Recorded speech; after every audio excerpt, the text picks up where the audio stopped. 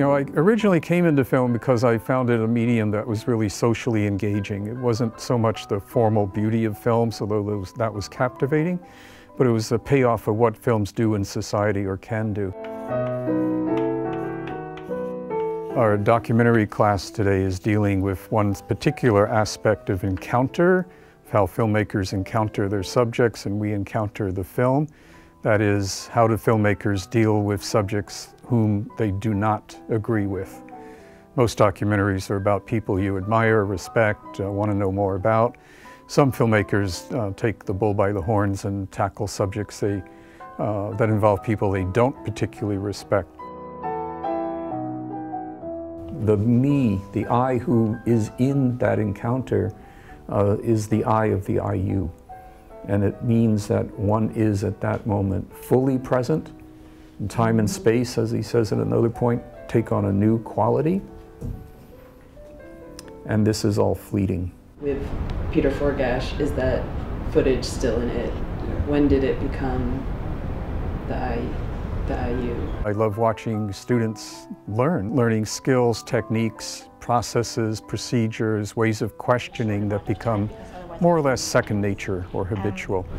What then is like the rest of our existence? The particulars of what we cover becomes a scaffolding for that learning that procedure. And 20 years from now, when this particular data, facts, information is probably long gone, hopefully there's still the scaffolding.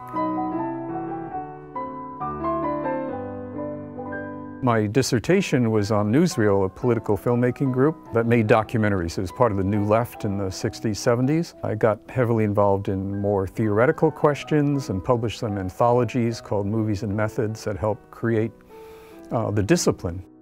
In the early 90s, 91, published a book representing reality on documentary, which I'd slowly returned to.